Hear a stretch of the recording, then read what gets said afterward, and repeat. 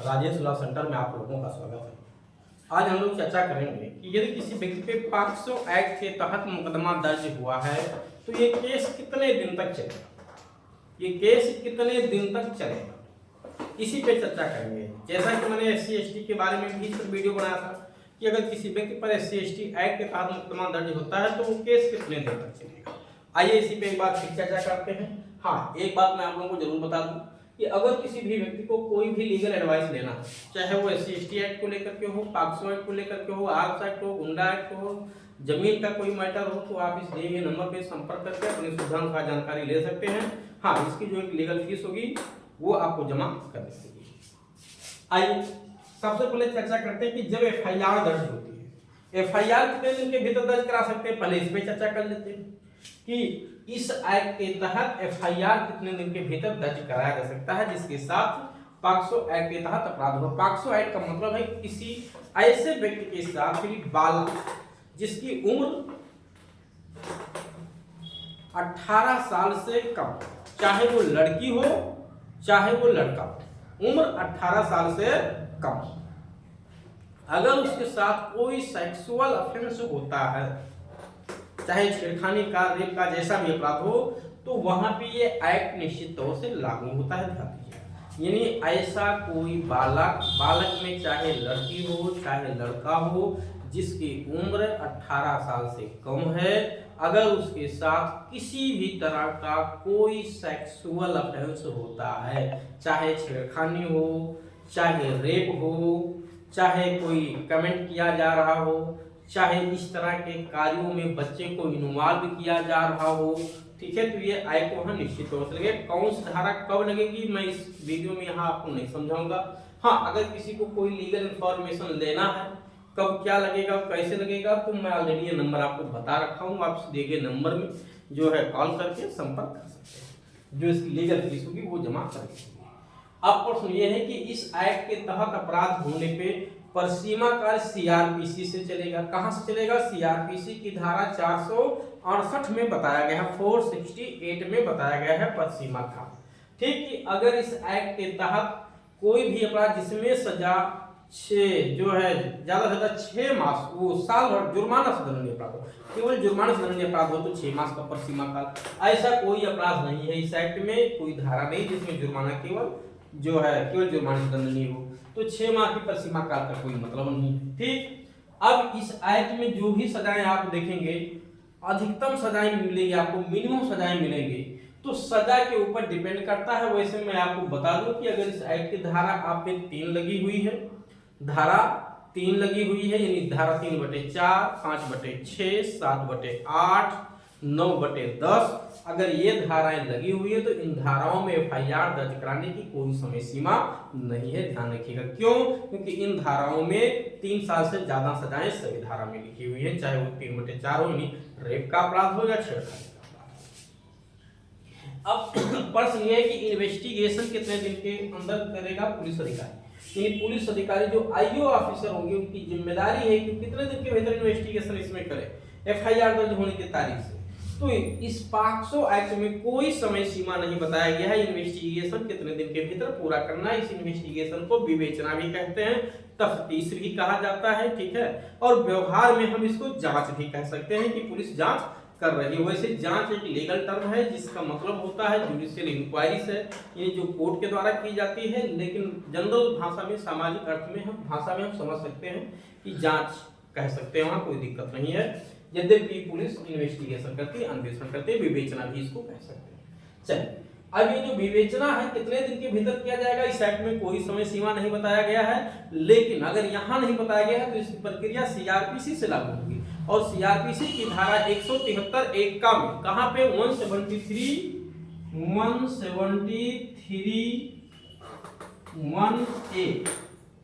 1 धारा 173 की उपधारा 1 का, धारा 173 जब आप पढ़ेंगे तो वहां पे टोटल 8 उपधाराएं हैं। कितनी उपधाराएं हैं? 8 उपधाराएं हैं। वैसे 8वीं उपधारा लगभग सभी पुलिस ऑफिसरों को अच्छे से पता होगा क्योंकि वो फर्दर इन्वेस्टिगेशन है, ठीक है। यद्यपि उपधारा 3 भी फर्दर इन्वेस्टिगेशन है, ध्यान रखिएगा। धारा 8 और 3 में अंतर, वो उपधारा 8 और उपधारा 3 में अंतर यह है कि पुलिस अधिकारी को फर्दर इन्वेस्टिगेशन करने की पावर उपधारा 8 में दिया गया है और ड्यूटी उपधारा 3 में है। खर्चे चार्जशीट 173(2) में पेश होती है। एक में जो है एक का में समय सीमा बताया गया है कितना कि महिलाओं से जुड़े हुए अपराध में, महिलाओं से जुड़े हुए अपराध में, तो अब महिलाओं से जितने भी जो है रेप वगैरह की धाराएं हो गई वो सब यहाँ आ जाएंगी, कवर हो जाएंगी। उसमें इन्वेस्टिगेशन करने का समय सीमा 2 महीने कर दिया गया है। तो जितनी धाराएं 173(1) का में लिखी हुई हैं रेप से जुड़ी हुई, अगर उन धाराओं में पॉक्सो एक्ट में भी केस दर्ज होता है तो उसकी इन्वेस्टिगेशन करने की समय सीमा कितना 2 माह। ठीक, अब इन्वेस्टिगेशन 2 माह के भीतर पूरा करके चार्जशीट कोर्ट में पेश कर दिया जाएगा। चार्जशीट जब कोर्ट में पेश होगा, ठीक है, अब यहाँ कोर्ट कौन सी होगी, कोर्ट यहाँ पे होगी एक सेशन कोर्ट के समकक्ष, ध्यान दीजिएगा, सेशन कोर्ट के समकक्ष कोर्ट बनाने के लिए मजिस्ट्रेट ट्रायल नहीं कर सकता पॉक्सो एक्ट के तहत मामला होने पे, ये ट्रायबल बाई सेशन कोर्ट होता है। तो स्पेशल कोर्ट अगर बना दी गई है तो पॉक्सो कोर्ट कहलाता है उसको, ठीक है, पॉक्सो कोर्ट कहते हैं। अब पॉक्सो कोर्ट में जब मामला आएगा, यानी चार्जशीट जब वहां पहुंचेगी तो चार्जशीट पे संज्ञान लेने की तारीख से, संज्ञान लेने की तारीख से पुलिस रिपोर्ट आएगी, पुलिस रिपोर्ट पे संज्ञान लेने की पावर मजिस्ट्रेट साहब को मिला हुआ है। मजिस्ट्रेट साहब जैसे ही संज्ञान लेंगे, अब मजिस्ट्रेट क्या करेंगे, यहाँ मजिस्ट्रेट को मिलेगा सीधे ये जो है पॉक्सो कोर्ट को चला जाएगा। पॉक्सो कोर्ट जैसे ही संज्ञान लेगा धारा 193 में, धारा 193 में पॉक्सो कोर्ट को भी संज्ञान लेने की पावर दी गई है सीआरपीसी धारा 193 में। ठीक, संज्ञान किस आधार पर ले रहा, पुलिस रिपोर्ट पे धारा 190 में, लेकिन सेशन कोर्ट को जनरली मना किया गया है संज्ञान लेने से 190 में। 193 में कहा गया है सेशन कोर्ट भी संज्ञान ले सकता है कि अगर इस अधिनियम में सीआरपीसी में अन्यथा कहीं को बंधित है तो यहाँ पॉक्सो कोर्ट में साफ साफ लिखा हुआ धारा 28 में कि सेशन कोर्ट भी संज्ञान डायरेक्ट ले सकता है, ये पॉक्सो कोर्ट संज्ञान डायरेक्ट ले सकता है। तो विचारण कितने दिन के भीतर पूरा किया जाएगा, वो विचारण संज्ञान लेने की तारीख से, संज्ञान लेने की तारीख से जो है 30 दिन के भीतर, संज्ञान लेने की तारीख 30 दिन के भीतर बालक का बयान कोर्ट दर्ज कराएगी। 30 डेज के भीतर, ध्यान दीजिएगा, 30 डेज के भीतर, 30 दिन के भीतर बयान दर्ज कराएगी और पूरे मामले का ट्रायल करने की कोशिश करेंगे 1 साल के भीतर, विद इन 1 ईयर। यानी इस एक्ट के तहत अगर अपराध होता है तो विद इन 1 ईयर ट्रायल पूरा करने की पूरी कोशिश करेगा। कोई बाध्यता नहीं है, एब्सोल्युटली कोशिश करेंगे। अगर असफल हो गए तो कोई बात नहीं, व्यवहार में असफल रहते हैं, पूरा कहाँ हो पाता है। ठीक है, बहुत कम ही कोर्टें हो पाती हैं कि 1 साल के भीतर पॉक्सो एक्ट के तहत मामले का निस्तारण हो जाता है। उसमें दोष केवल कोर्ट का नहीं बल्कि बहुत सारे सिस्टम का भी दोष है, उसमें कुछ कोर्टों का भी दोष होता है। कुछ कोर्टें ऐसी हैं बड़ी ईमानदारी से काम करते हैं, जल्द से जल्द क्या साल भर के 6 महीने के भीतर भी निस्तारण हो जाता है। लेकिन इसमें सबसे अगर ज्यादा दोष हम कहें तो सरकार का दोष है जो पेंडेंसी ऑफ केस। ठीक है, इतने ज्यादा केस हैं जिसमें कोर्टों की कमी है, तो कोर्टों की संख्या जब तक बढ़ाई नहीं जाएगी तब तक ये पॉसिबल नहीं है।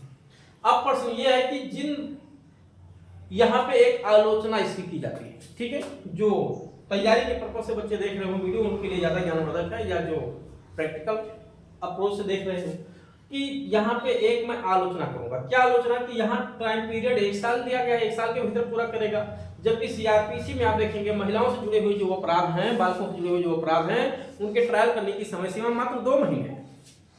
उनमें ट्रायल करने की समय सीमा 2 महीने है। अगर महिलाओं के विरुद्ध होने वाले अपराधों के ट्रायल करने की समय सीमा 2 महीने की जा सकती है धारा 309 सीआरपीसी में लिख करके, तो फिर पॉक्सो एक्ट के तहत अपराधों का ट्रायल 2 महीने के भीतर क्यों नहीं की जा सकती, उसके लिए 1 साल क्यों लिखा गया। तो अब लिखा है तो लिखा है, आप क्या कर सकते हो उसके लिए। ठीक है, मैं मानता हूं कि इस अपराध के ट्रायल करने की समय सीमा और ज्यादा कम करनी चाहिए थी, लेकिन 1 साल लिखा हुआ है। चलिए 1 साल लिखने के बाद भी 1 साल के भीतर नहीं पूरा हो पाता है, कम लिख ही देते तो कहाँ पूरा हो जाता है। खैर चलिए, उम्मीद है कि आप लोगों को समझ में आया होगा कि पूरे पॉक्सो एक्ट के तहत मुकदमा दर्ज होने पे ये मामला पूर्णतया निस्तारित हो जाएगा। आप समझिए कि एफआईआर लॉन्च हुई, तो एफआईआर लॉन्च होने की तारीख से मान के 2 महीने के भीतर चार्जशीट लगाना है। अगर वो धारा रेप वगैरह की लगी हुई 3/4 5/6 पॉक्सो की लगी हुई है तो, और फिर उसमें 1 साल के भीतर उसका ट्रायल पूरा करना है। कितने दिन के भीतर, 1 साल के भीतर ट्रायल पूरा करना है।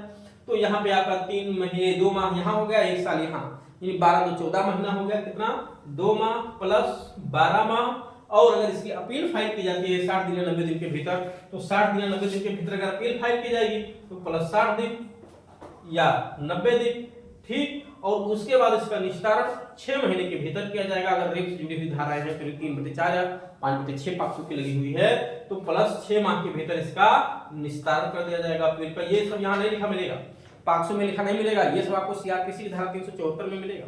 धारा 374 की धारा 4 में लिखा हुआ कि 6 महीने के भीतर अपील का निस्तारण किया जाएगा। अगर दोषमुक्ति भी कर दी गई है, दोषमुक्ति कर दी गई है तो दोषित कराने के लिए भी अपील की जाएगी। तो इस तरह से आप मोटा मोटा देखेंगे 2 माह 12 महीना, ये 12 2 14 और उसके बाद 60 दिन यानी 2 माह हो तो 14 और 2 16 माह हो गया और 6 माह, ये इसको 16 को 17 माह कर लीजिए और 6 माह हो तो 3 3 23 माह, यानी कुल मिलाकर के 23 माह, लगभग 2 साल मानते हैं कि 2 साल के भीतर मामला पूर्ण रूप से खत्म हो जाएगा, पूर्ण रूप से खत्म हो जाएगा। ठीक है, फर्स्ट अपील के बाद अगर सेकंड अपील में भी अगर आप चले गए ऊपर सुप्रीम कोर्ट तो बात अलग है, अन्यथा मान लीजिए कि मामला लगभग 2 साल के भीतर